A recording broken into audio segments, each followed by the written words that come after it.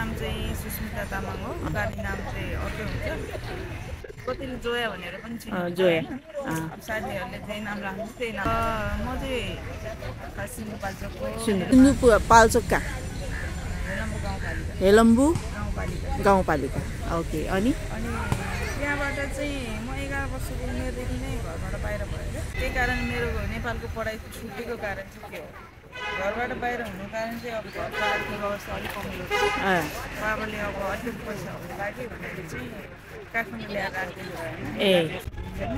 अनि काठमाडौँमा सुरु गर्दाखेरि म सुरुमा आउनु र अहिलेसम्म एउटै मतलब एकै जाने दिदीकै घर।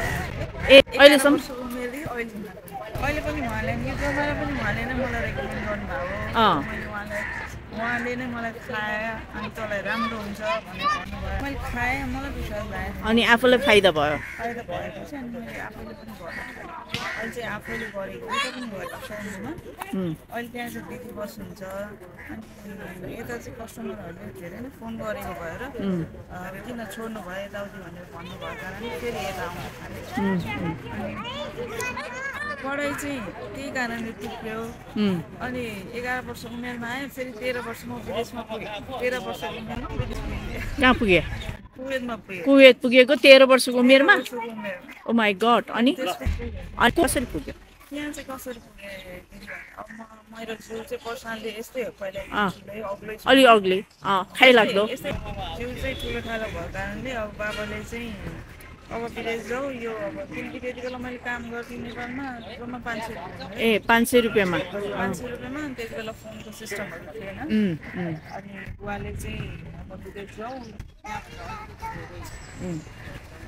तलब पनि हुन्छ, घरको खर्च पनि गर्छ भनेर चाहिँ मलाई पासपोर्ट बनाइदिनु भयो।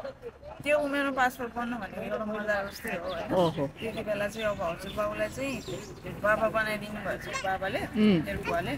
अनि बुवाले चाहिँ दाइ बनाएर चाहिँ त्यो तरिकाले चाहिँ मलाई विदेशमा पठाइदिनु भयो। विदेशी लाइफ चाहिँ कसरी सेयर गर्ने, यति हार्ड लाइफ अब एउटा बच्चालाई होइन। उनीहरूले कामदारको रूपमा हेर्ने हो नि त, हेर्न त। तर कति वर्ष बस्यो कुवेत? 2.5 वर्ष। 13 वर्षको उमेरमा भनेपछि झन्डै 16 वर्षसम्म त्यहीँ बस्यो। रिटर्न आइसक्यो। बाउलाई चाहिँ खर्च पठाइराख्यो होला होइन? सबभन्दा ठुलो छोरी के त्यसरी चाहिँ पठायो। अनि बाहिरै हजुर घरबाट चाहिँ म अहिलेसम्म बाहिरै भयो। 11 वर्षको उमेरमा घर छोडेको, अहिलेसम्म बाहिरै छु। आमा बाउलाई कहिलेकाहीँ फोन गर्छौ? याद आउँछ ठाउँमा चाहिँ। तर अब 16-17 वर्ष लाग्दाखेरि आएँ नेपालमा आएर फेरि उहाँ दिदीसँग नै गएँ। उहाँसँग चाहिँ सानोमा फर्स्ट टाइम काठमाडौँ आउँदाखेरि चाहिँ लुगादेखि लिएर हरेक कुरा उहाँले नै दिनुभएको थियो होइन। गाउँले लाइफ बिताइरहेको मान्छेलाई काठमाडौँ लाइफ धेरै नै अचम्म लाग्छ। अनि अहिलेसम्म पनि उहाँसँग छु। काठमाडौँ आएँ, फेरि 7 महिना यहाँ दिदीसँग नै बसेँ। फेरि बाबाले के भन्नुभयो, बाहिर त इन्डिया जाऊ आउनु भएको। नेपाली नेपाल आउनुभयो। अनि भाइको ठ्याक्क वर्तमान थियो। अनि वर्तमान कुरा भयो कि अब भाइ उतै गएर पढ्ने, छोरी पनि उतै गएर पढ्ने र एक्स्ट्रा टाइममा काम गर भने भयो। फुपूले चाहिँ सानो खाजा पसल खोल्नु भएको रहेछ इन्डियामा। अनि बिहान खाजा पसल गर्ने, अनि मैले चाहिँ ट्युसन लिएर चाहिँ एक्जाम दिएको हो।